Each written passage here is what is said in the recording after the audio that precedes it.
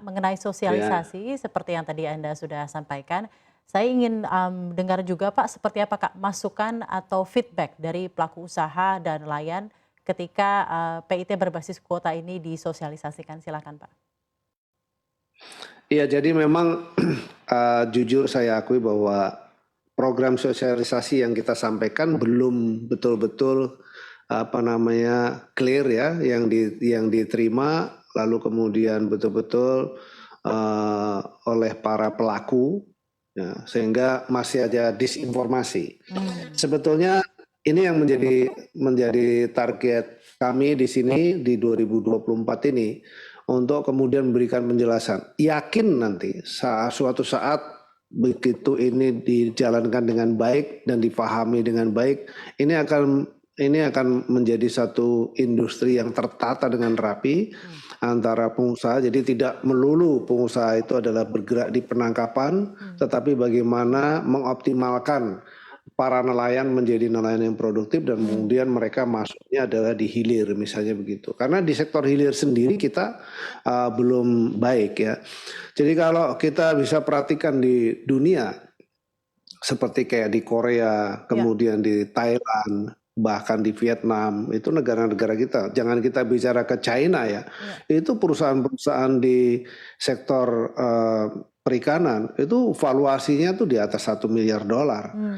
Tapi kalau kita lihat di Indonesia, jadi tingkat keberhasilan dari sebuah kebijakan atau tata kelola terhadap kelautan dan perikanan itu adalah salah satunya industrinya tumbuh dengan baik gitu. Dan dia bisa memberikan kontribusi yang signifikan. Iya, iya Nah, Pak. di kita belum ada tuh perusahaan-perusahaan yang selevel itu. Bahkan seperti kayak nggak usah kita ngelihat ke Jepang, nggak usah kita Hmm. ngelihat ke Amerika, nggak usah kita lihat ke dengan tetangga kita Thailand, Filipina, Hmm. Vietnam saja kita sudah salah. Kenapa? Ya. Ya karena kita fokus kepada soal penangkapan dan cara penangkapannya masih dengan cara penangkapan yang tradisional. Jadi artinya alat tangkapnya yang tidak ramah lingkungan, terus kemudian masyarakat atau pengusaha penangkapannya dia tidak, ya menurut saya tidak sustain ya, karena semua ikan diambil dan seterusnya begitu. Ya Pak. Memang Baik. demand-nya sendiri kan sangat besar. Jadi CNBC juga coba baca di SkyQuest itu hasil risetnya Hmm. bahwa potensi pasar ikan sendiri itu di 2030 diperkirakan pertumbuhannya itu 8,9 loh CAGR-nya, Hmm. 8,9%. Dan itu sangat tinggi kalau menurut saya. Hmm. Dan perkiraannya sampai 730 billion US dollar. Nah, kalau saya perhatikan tuh hasil risetnya gitu, jenis-jenis perikanannya itu dahsyat sekali kalau itu semuanya di apa namanya diorientasikan pada penangkapan, menurut saya Sayang. pasti habis tuh ikan yang Habis ada di ya. laut. Ya. Nah, sekarang itu banyak sekali.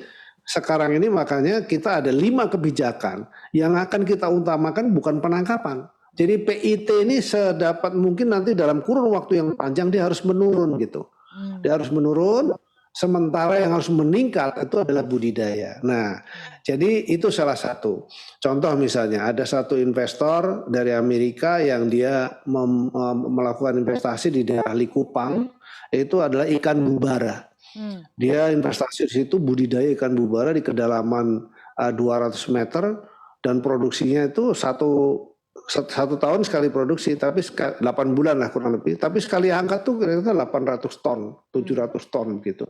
Target dia 300 ribu ton untuk investasi di Indonesia. Jadi ini sangat strategis. Ke depan kita menginginkan betul-betul sehingga di kementerian ini kita Ya. buat satu modeling-modeling.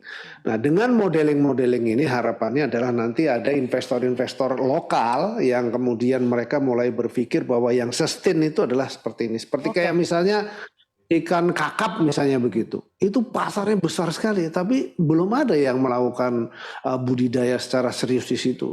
Yang ada adalah sporadis Jadi nanti paralel ya kecil-kecil. Pak ya, PIT diberlakukan dan juga akan ada budidaya ya Pak ya untuk kelestarian Budidaya yang hasil. akan kita tingkatkan. Baik Kita akan Pak, boost betul adalah budidaya. baik Kedepannya begitu. paralel bersama. Pak berarti kan dalam hal ini berarti pengawasan ini menjadi sangat penting Pak, sangat krusial gitu ya jika Betul, nanti PIT ini akan betul. diberlakukan.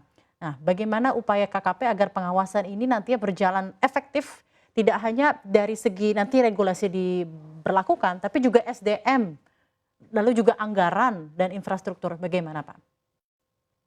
Ya, kita sudah intens kita sampaikan juga kepada Menteri Keuangan, kita propose apa yang harus kita lakukan.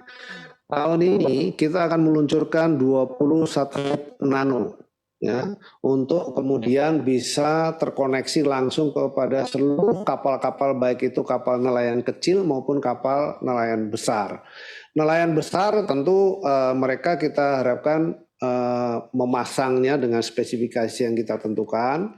Spesifikasinya seperti ini dan mereka harus memasang. Tapi nelayan kecil di dalam PIT itu dijelaskan nelayan kecil itu adalah pemerintah yang akan masang. Jadi nelayan kecil tidak perlu tidak perlu mengeluarkan biaya untuk pemasangan peralatan itu sendiri, dan itu pemerintah yang akan masang. Tujuannya untuk apa? Pertama untuk memonitor yang bersangkutan, baik itu untuk keselamatan dan sebagainya. Yang kedua, kita bisa memonitor jenis tangkapannya. Jadi berapa jumlah penangkapannya? Berapa setiap hari mereka nangkap dan jenis ikannya apa? Ini yang penting. Sampai hari ini kita menganut kepada hasil yang dilakukan oleh Komisi Nasional Kebijakan Stok Ikan atau Kajiskan yang setiap 2 tahun sekali atau 3 tahun sekali mereka melakukan analisa. Tapi kan sumbernya itu adalah dari data logbook kapal. Nah, sekarang ini boleh dibilang soal data terhadap tangkapan menurut saya adalah belum akurat. Nah, ini yang dengan teknologi yang kita implementasikan itu kita punya keyakinan sebetulnya kalau bisa saya berikan contoh itu satu kapal saja yang sudah kita tracking dengan satu teknologi yang masih sederhana yang namanya VMS itu kita udah bisa tracking dia kemana saja menangkapnya, muternya dan seterusnya. Nah, ke depan itu bukan hanya penangkapan, termasuk pembuangan limbah plastik. Karena kan mereka kan harus membawa logistik dan sebagainya. Itu bisa dimonitor melalui teknologi satelit yang akan kita luncurkan. Nah, ini salah satu infrastruktur yang menurut saya dia terkoneksi juga kepada pelabuhan dan pelabuhannya juga harus kita bersihkan. Lalu kampung nelayannya juga kita bikin model. Kemarin kita sudah diresmikan oleh Bapak Presiden tuh di Biak ya, kampung nelayan yang bagus sekali di situ. Sehingga tuh orang pergi ke situ bukan bau gitu. Nah, yang saya temuin di negara-negara maju sana yang namanya kampung nelayan atau industri-industri atau pelabuhan-pelabuhan tuh nggak ada yang bau.